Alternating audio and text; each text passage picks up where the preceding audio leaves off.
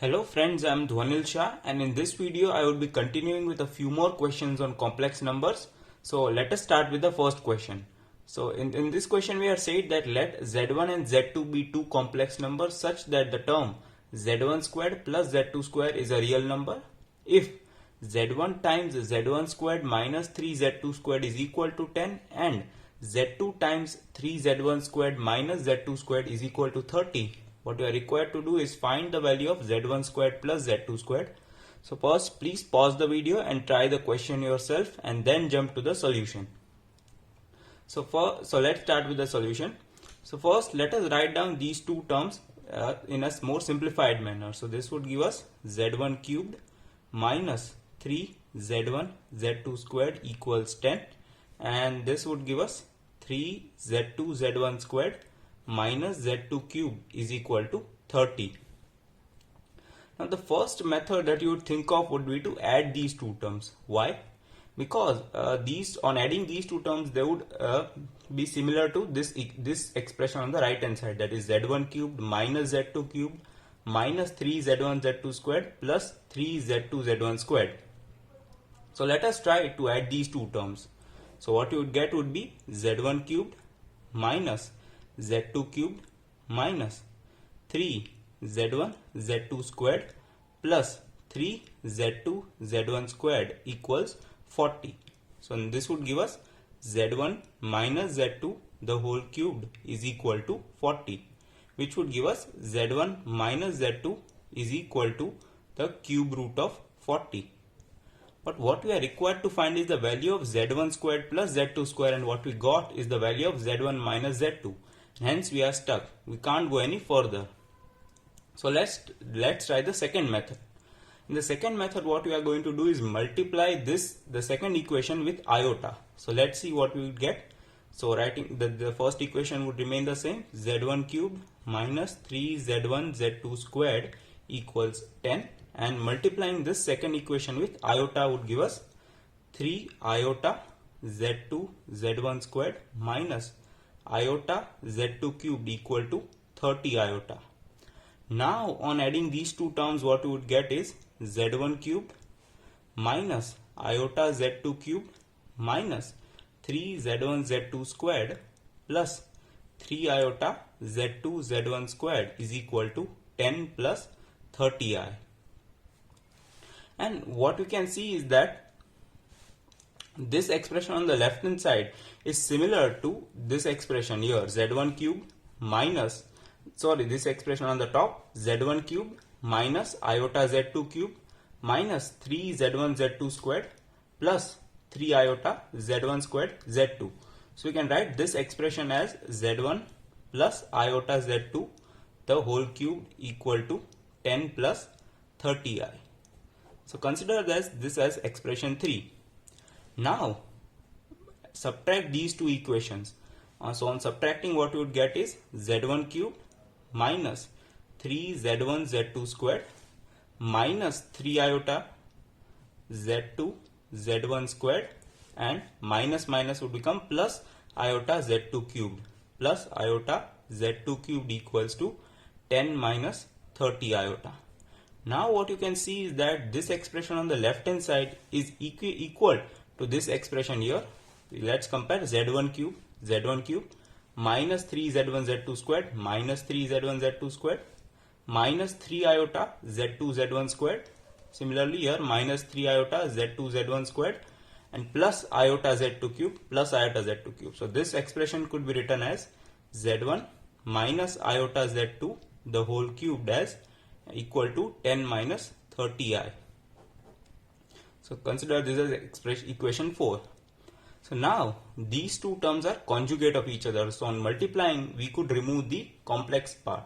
So let us multiply equation 3 and 4. So on multiplying equation 3 with equation 4 what we would get is z1 plus iota z2 times z1 minus iota z2 the whole cube equal to, this would be a plus b times a minus b. So which would give us a squared, which is 100, minus b squared, which is 900 iota squared. And iota squared is and iota squared is minus 1. So this would be plus 900 and this would be 100. So it would equal 1000. And the term on the left hand side would be z1 squared a plus, this is also a plus b times a minus b, which would be a squared minus b squared iota squared z2 squared the whole cube. But iota squared is minus 1, so this would be z1 squared plus z2 squared the whole cube, which equals 1000.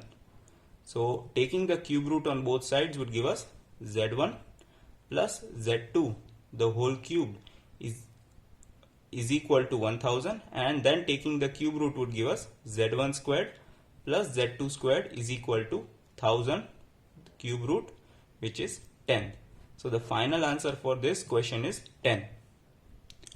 So let us start with the second question. In this question, what you are required to do is evaluate this expression. This expression surely looks a bit dangerous, but you could notice one thing, the term inside this term you could notice. We know that e to the power iota theta can be written as cos theta plus iota sin theta. But what we have got here is sin theta minus iota cos theta. Consider theta as 2q pi by 11. So if we wish to get this term, what we can do is take minus iota common. So this would give us minus iota and cos theta minus 1 by iota sin theta, which would equal minus iota, and this would give us cos theta plus iota sin theta, and hence this would come out to be minus iota e to the power iota theta. So where theta is equal to 2q pi by 11. So now substituting this term above in this expression would give us summation p equal to 1 to 32 of 3p plus 2 times, this summation would break into summation q equal to 1 to 10, and this term can be rewritten as minus iota e to the power iota theta to the power of p, and as minus iota to the power of p can be taken out as the limits are of q. So this would be sigma p equal to 1 to 32 of 3p plus 2 times minus iota to the power p, and the summation q equal to 1 to 10 of e to the power iota theta to the power of p, where theta is 2q pi by 11. Now we know that now this term, this theta equals the nth root of unity. We know the cube root of unity, but this is the nth root of unity, and we know the property that for nth root of unity the sum of all its root is equal to 0. We can verify that for n cube root of unity. We know that 1 plus omega squared is 0. That is omega to the power 0 plus omega squared is 0. So similarly, if alpha is the 11th root of unity, then 1 plus alpha plus up till alpha to the power 10 would be equal to 0. But what we are given here is from the limits are from 1 to 10, that is these terms. So this expression would turn out to be just minus 1. So further simplifying this expression would give us summation p equal to 1 to 32 of 3p plus 2 and minus iota to the power p, and this expression would turn out to be minus 1 to the power of p. So this would be minus 1 to the power of p, and hence on further simplification this would give us summation p equal to 1 to 32 of, this would be iota to the power p, and separating it, so iota to the power p plus twice summation p equal to 1 to 32 of iota to the power p. Now this term is a GP with the first term as iota and the common ratio as iota. So let us simplify it. So this would be iota plus iota squared plus up till iota to the power 32, and we know the formula for a GP. So the summation would be a which is first term which is iota times the common ratio which is iota to the power 32 minus 1 upon iota minus 1. But we know that iota to the power 4 is equal to 1, and 32 is a multiple of 4, so iota to the power 32 would also equal to 1, and hence 1 minus 1 would be 0. So this term comes out to be 0. So what we are left is with this term. So on simplifying this expression we would get is 3 times, substituting p equal to 1 would give us iota plus 2 iota squared plus 3 iota cubed plus up till 32 iota to the power 32. Consider this as a. So a would be iota plus 2 iota squared plus up till 32 iota to the power 32. So now multiply both sides by iota and shift the terms one to the right. So what we would get would be iota squared plus up till the second last term here would be 31 iota to the power 31, and multiplying it with iota would give us 31 iota to the power 32, and the last term would be 32 iota to the power 33. Now subtracting these two terms would give us a times 1 minus iota, which would be iota, plus this would be 2 iota squared minus iota squared, which would be iota squared. The third term would be 3 iota cubed minus 2 iota cubed, which would be iota cubed, up till this term would be iota to the power 32, and the last term would be minus 32 iota to the power 33. We just now saw that this term is equal to 0. So what we are left with is minus 32 iota to the power 33. But we also saw that iota to the power 32 is equal to 1, and hence iota to the power 33 can be written as iota, and so what we get is minus 32 iota, and so a would be minus 32 iota upon 1 minus iota, and multiplying it with 1 plus iota in the numerator and denominator would give us minus 32. This would be iota minus 1 upon this would be a plus b. So a plus b times a minus b would be a squared, which is 1, plus minus iota squared, and iota squared is minus 1, so this would give us 2. So this is minus 16 times iota minus 1, or 16 times 1 minus iota. And what we wanted was 3a. So multiplying this with 3 would be, so the final answer is, multiplying this with 3 would give us 48 times 1 minus iota. So this is the final answer for the second question. So let us start with the third question. This question was asked in JEE 2007. So what we have said is that let A, B and C be 3 sets of complex numbers as defined below, where it is said that A is a set of all Z for which imaginary part of Z is greater or equal 1. B is the set of all Z for which modulus of Z minus 2 minus iota is equal to 3. And C is the set of such Z for which real part of 1 minus iota times Z is equal to root 2. So now the first part of this question is we are required to find the number of elements in the set A intersection B intersection C. So first let us see what these sets A, B and C represent. So consider Z as x plus iota y. So for set A, what we have said is that the imaginary part of Z, so imaginary part of Z is y. So for set A, y is greater or equal 1. Now for set B, we know that this form represents a circle. The general form for a circle in complex form is z minus z, modulus of z minus z naught is equal to r, where r represents the radius of the circle and this z naught represents the center. So in this case what we are given is z minus 2 plus iota is equal to 3. So this represents a circle with center as 2, 1, and the radius as 3. And now let us see what is the set C. So for C, we need to simplify it a bit. So we are said that the real part of 1 minus iota times z. So this would be 1 minus iota times z is x plus iota y, and the real part. Now when we would get the real term? When 1 is multiplied by x, we would get a real term.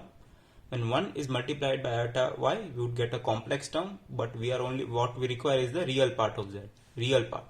And minus iota times x would also be complex. So the term which gives another term which gives the real part would be minus iota times iota y, which would be minus iota squared y, which would be plus y, and is equal to root 2.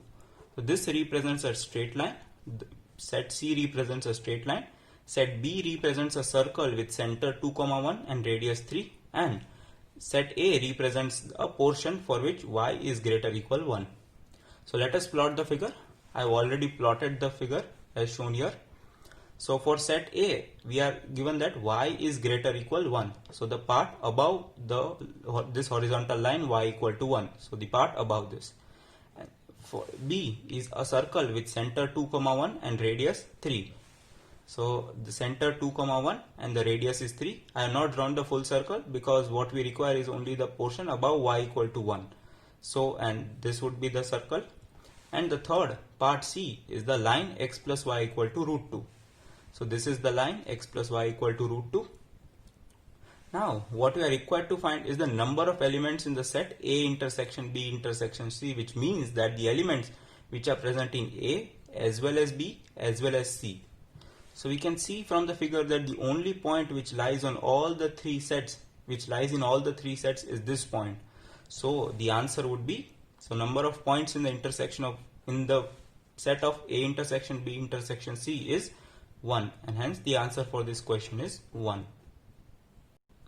So let us see the part B of the question. In this question we are said that let Z be any point in A intersection B intersection C. We just found out the point Z. There is only one point in this set, A intersection B intersection C. Then what we are required to find is the range of this expression, Z plus mod Z plus iota 1 minus iota the whole squared plus Z mod of Z minus phi minus iota the whole square. We need to find the range of this expression. Now the first method that you would think of would be to calculate Z.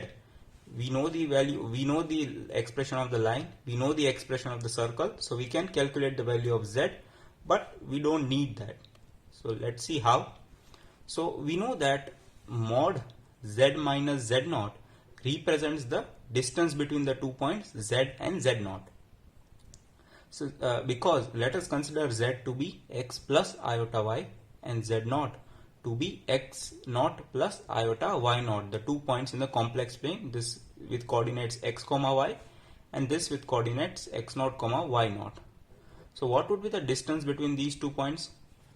We know from the distance formula that this would be root of x minus x naught the whole squared plus y minus y naught the whole squared. Now let us calculate what would be mod Z minus Z naught. So mod Z minus Z naught, Z is x plus iota y minus x naught plus iota y naught. So this would give us x minus x naught plus iota y minus y naught. So we know the modulus formula that mod of a plus iota b would be root of a squared plus b squared. So this would be root of x minus x naught the whole squared plus y minus y naught the whole square, and these two terms are similar. So we can say that modulus of z minus z naught represents the distance between z and z naught. So what we can see here is that, let us see this term z minus 1 plus iota. So this is similar to z minus z naught. This term is z naught, which is minus 1 comma 1, which is the point here. As the radius is 3, so and the center is 2 comma 1, so this point would be minus 1 comma 1. Similarly, let us see for this case z minus phi minus iota, which can be written as z minus phi plus iota, and this is also similar to z minus z naught. This term, this point is with coordinate phi comma 1, and similarly here is the point with coordinate phi comma 1. So what you are required to find is the summation of the square of the distances between these 2 points and these 2 points. Now, so let us draw these 2 points. So this first is this distance and the second is this distance. Now we also know the property that a diameter subtends a right angle at any point with a triangle at any point on the circle. So this point would be 90, this angle would be 90 degree. Now as this angle as it is a right angle triangle, so we can apply Pythagoras theorem. So the distance between this squared plus this distance squared would give us this distance squared. So, and what we are required to find is the sum of the distance squares of these two sides, so which is equal to the distance squared of this side. So all we need to do is find this length, and this length is equal to the diameter of the circle. You know the radius of the circle is 3. We know the radius is 3. So the diameter would be 6. And so what we are required to find is the square of the diameter, which would be 36. So the final answer for this question is 36. And what we are asked is that this expression lies between which two limits.